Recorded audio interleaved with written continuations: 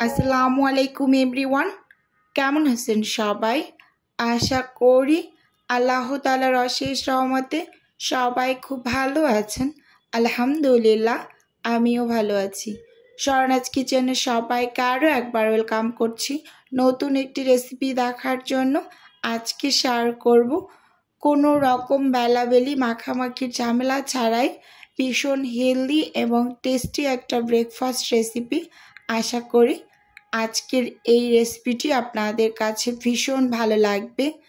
যখনই সকালবেলা ঘুম থেকে উঠতে একটু লেট হয়ে যায়, একদম ঝটপট মাত্র 5 মিনিটে এই নাস্তাটা বানিয়ে নিতে পারবেন। চলুন রেসিপি দেখে নিই। প্রথমেই এখানে আমি একটা মিক্সিং বোল নিয়ে নিয়েছি আর সেই সাথে 2টা ডিম ভেঙে নিচ্ছি।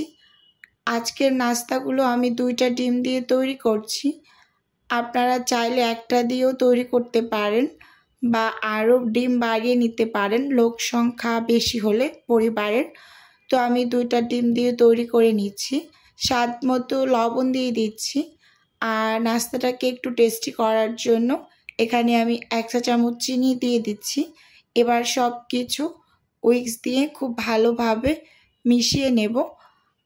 আর আপনাদের হাতের কাছে যদি উইক্সটা না থাকে তাহলে কাঁটা চামচ দিয়ে কাজটা করে নেবেন। যতক্ষণ না পর্যন্ত ডিম আর চিনিটা গলে একেবারে মিশে যায় ততক্ষণ কিন্তু অনবরত এই কাজটা করে নিতে হবে। যে আমি উইক্স দিয়ে যেভাবে নেড়ে চেড়ে মিশিয়ে নিচ্ছি, এই কাজটা কিন্তু একটু সময় নিয়েই করে নেবেন। আর যদি কারো কাছে ইলেকট্রিক বিটার থাকে তো 1 থেকে 1.5 মিনিটের মতো ইলেকট্রিক বিটার দিয়ে এই কাজটা খুব দ্রুত গতিতেই করে নিতে পারবেন। এই যে নেড়ে চেড়ে সব কিছু একসাথে ভালোভাবে মিশিয়ে নিয়েছি। এখন এর মাঝে আমি শুকনো উপকরণগুলোকে দিয়ে দেব। একটা চালনি নিয়ে নিয়েছি। এবার মেজারমেন্ট কাপ দিয়ে এখানে 1.5 কাপ পরিমাণ হচ্ছে আমি আটা নিয়ে নিচ্ছি আর দিয়ে দিচ্ছি সেই সাথে এখানে 1/2 চা চামচের মতো হবে একটু উঁচু উঁচু করে নিয়েছি বেকিং পাউডার। বেকিং পাউডারটা অবশ্যই ব্যবহার করবেন। এবার হচ্ছে এগুলো সব একসাথে চেলে নিচ্ছি। আর চেলে নেওয়ার ফলে যে আটার ভিতরে গুটি গুটি দলা দলা অংশ থাকে সেগুলো মানে চালনিতেই থেকে যাবে। তো এর কারণে কিন্তু আপনারা হচ্ছে শুকনো উপকরণগুলোকে চেলে ব্যবহার করবেন। এবার হচ্ছে এখানে মেজারমেন্ট কাপ দিয়ে আমি 1 কাপ লিকুইড দুধ নিয়ে নিয়েছি। এটা হচ্ছে গরুর দুধ, মানে জাল করার পর যে গরুর দুধটা ঠান্ডা হয় ওই দুধটাই নিয়েছি। এবার মানে 2 বারে আমি দুধটাকে মিশিয়ে নেব। দেখতেই পাচ্ছেন এই যে আমি প্রথমবার দিয়ে একটু উইক্স দিয়ে নেড়ে চেড়ে নিচ্ছি।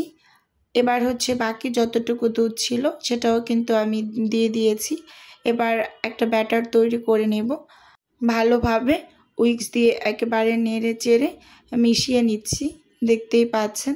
আর এই ব্যাটারটা তৈরি করতে কিন্তু আমার এখানে আরও দুধের প্রয়োজন, কিন্তু আমার কাছে যেহেতু আর কোনো লিকুইড দুধটা ছিল না তো আমি এখানে পুরোপুরি ব্যাটারটাকে রেডি করার জন্য আমি এখানে কিছুটা পরিমাণ পানি ব্যবহার করব। সেজন্য আমি মেজারমেন্ট কাপ দিয়ে মেপে এই যে এখানে 1 কাপের মতো পানি নিয়ে নিয়েছি। এবার অল্প অল্প করে পানি অ্যাড করে তো ব্যাটারটা একেবারে রেডি করে নেব। এই ব্যাটারটা কিন্তু অনেকটা পাতলা বা অনেকটা ঘন এরকম কিন্তু না, মানে প্যান কেকের থেকে হালকা একটু পাতলা হবে। যে আমরা প্যান কেকের ব্যাটার রেডি করি তার থেকে হালকা একটু পাতলা হবে, এরকম একটা ব্যাটার রেডি করে নিতে হবে। এই যে দেখতেই পাচ্ছেন আমি কিন্তু একটু পানি মিশিয়ে খুব সুন্দরভাবে উইক্স দিয়ে অনবরত নেড়ে চেড়ে মিশিয়ে নিচ্ছি। আর ব্যাটারটা কিন্তু আমার রেডি হয়ে গিয়েছে। এবার হচ্ছে এগুলোকে আমি বানিয়ে নেব। চুলোতে আমি একটা প্যান বসিয়ে দিয়েছি আর প্যানটাকে ভালোভাবে একটু গরম করে নিয়েছি। একটা টিস্যু পেপারে হালকা একটু তেল লাগিয়ে একেবারে প্যানটার চারপাশ ভালোভাবে মুছে নিয়েছি। আর চুলোর আঁচটাকে মিডিয়ামে রেখে এবার নাস্তাগুলোকে বানিয়ে নেব। এখানে আমি একটা মেজারমেন্ট কাপ দিয়ে তো 1/2 কাপের মতো হচ্ছে ব্যাটার দিয়ে দিয়েছি। দিয়ে তো প্যানটাকে একেবারে খুব ভালোভাবে ঘুরিয়ে ঘুরিয়ে একটা রুটির শেপ করে নিয়েছি। আর দেখতেই পাচ্ছেন এখানে আমি নাস্তাটা দেওয়ার সাথে সাথেই প্যানের ভিতরে একদম নাস্তাটার উপরে চারপাশ থেকে একেবারে ছিদ্র ছিদ্র হয়ে আস্তে আস্তে নাস্তাটা কিন্তু ড্রাই হয়ে যাচ্ছে। এই নাস্তাটা কোনো টাইপের আপনার উল্টিয়ে দেওয়ার প্রয়োজন নেই। একেবারে পুরোপুরি উপরটা যখন ড্রাই হয়ে যাবে শুকিয়ে, তো তখন কিন্তু চারপাশ থেকে এমনিতেই ছুটে আসবে প্যানের চারপাশ থেকে। আর দেখতেই পাচ্ছেন, একটু ভালোভাবে লক্ষ্য করলেই দেখবেন পাশ থেকে কিন্তু খুলে আসতেছে। এই যে এবার আমি নাস্তাটাকে তুলে নেব। আর এই নাস্তাটা অনেকটা পরিমাণ জালিদার হয়েছে, দেখুন একটু ভালোভাবে লক্ষ্য করে। পুরো নাস্তাটাই কিন্তু এরকম ছিদ্র ছিদ্র হয়েছে। আর এটা ভীষণ ভালো লাগে খেতে, খুবই কম সময় লাগে তৈরি করতে। এবার আমি আরও একটা নাস্তা একটু বানিয়ে দেখিয়ে দিচ্ছি, একেবারে একই প্রসেসে। প্যানের মাঝে ব্যাটার দিয়ে ঘুরিয়ে ঘুরিয়ে রুটির শেপ করে নিয়েছি। আর চারপাশ থেকে কিন্তু দেওয়ার সাথে সাথেই ছিদ্র ছিদ্র হয়ে গিয়েছে। একেবারে পুরো নাস্তাটা যখন উপরটা ড্রাই হয়ে যাবে, তারপর কিন্তু স্প্যাচুলা দিয়ে এটাকেও নামিয়ে নেব। প্রত্যেকটা নাস্তা একইভাবে কিন্তু আমি তৈরি করে নিয়েছি। আর সবগুলো নাস্তাই কিন্তু মাশাআল্লাহ খুবই সুন্দর হয়েছে। এই নাস্তাটা তৈরি করতে খুব বেশি একটা সময় কিন্তু লাগে না, বা অনেক বেশি উপকরণও কিন্তু লাগে না। এই যে সবগুলোকে তৈরি করে আমি আপনাদের একটু দেখিয়ে দিচ্ছি। আর মাশাআল্লাহ প্রত্যেকটা নাস্তাই কিন্তু খুবই সুন্দর হয়েছে। আর কতটা পরিমাণ সফট হয়েছে দেখেই কিন্তু বুঝতে পারছেন। আর পিছন সাইডটাও কিন্তু যে পুড়ে গিয়েছে সেরকম কিন্তু না, আপনাদের দেখিয়ে দেব। এটা অনেকটা প্যানকেকের মতো হয়েছে। আর দেখুন কতটা পরিমাণ জালিদার হয়েছে নাস্তাটা।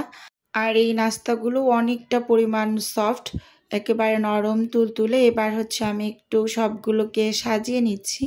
এই নাস্তাটা আপনি সব কিছুর সাথেই পরিবেশন করতে পারবেন, যেমন মুরগির মাংস, গরুর মাংস, যে কোনো রকম সবজি, ভাজি বা ডাল, ভর্তা। আমরা ধনিয়া পাতা ভর্তার সাথে খেয়েছি, ভীষণ ভালো লেগেছে। আর সেই সাথে চা তো ছিলই। তো দেখুন পিছন সাইডটা খুব সুন্দর একটা কালার এসেছে, প্যানকেকের কালার। আর প্রত্যেকটা নাস্তা কতটা পরিমাণ নরম তুলতুলে দেখেই কিন্তু বোঝা যাচ্ছে। আপনারাও একবার বাসায় এই রেসিপিতে ট্রাই করে দেখবেন। অনেক বেশি যে উপকরণ লাগে সেরকম কিন্তু না, একেবারে অল্প উপকরণেই কিন্তু খুব ইয়াম্মি এবং টেস্টি একটা নাস্তা তৈরি করে নেওয়া যায়। আমি যেদিনেই একটু ঘুম থেকে লেট করে উঠি, ওই দিনই নাস্তা বানানোর ঝামেলাটা এড়াতে এরকম ঝটপট এই রেসিপিটা বানিয়ে নিই। তো বন্ধুরা, আজকের রেসিপিটা আপনাদের কাছে কেমন লেগেছে চাইলে অবশ্যই কমেন্ট করে জানাতে পারেন। তাহলে বন্ধুরা, আজকের রেসিপি এ পর্যন্তই রাখছি। তো আপনারা অনেকেই কিন্তু জানেন যে আমার ফ্রোজেন আইটেমের ছোট্ট একটা বিজনেস আছে। যদি কেউ কোনো ফ্রোজেন আইটেম অর্ডার করতে চান, তাহলে স্ক্রিনে দেওয়া হোয়াটসঅ্যাপ নাম্বারে নক দিলেই কিন্তু আমি A to Z বলে দেব। আর এই নাস্তা আইটেমগুলো কিন্তু প্রিমিয়াম কোয়ালিটির আটা ময়দা দিয়ে তৈরি করি। আপনারা তো অনেকেই জানেন হোমমেড নাস্তা কতটা পরিমাণ স্বাস্থ্যকর হয়। একেবারে রেডি করা থাকে, শুধুমাত্র ভেজে একটু খাওয়ার উপযোগী করে নিলেই কিন্তু একেবারে নাস্তা রেডি। আর এখানে কিন্তু মোটামুটি পর্যায়ে অনেকগুলো আইটেমই পাওয়া যাচ্ছে। যদি কারো প্রয়োজন হয় তাহলে হোয়াটসঅ্যাপ নাম্বারে কল দিয়েই কিন্তু অর্ডারটি কনফার্ম করতে পারবেন। আর এই ডেলিভারিগুলো কিন্তু ঢাকা সিটির জন্যই শুধুমাত্র প্রযোজ্য। আজকের ভিডিও বন্ধুরা এ পর্যন্তই রাখছি। আল্লাহ হাফেজ, আসসালামু আলাইকুম।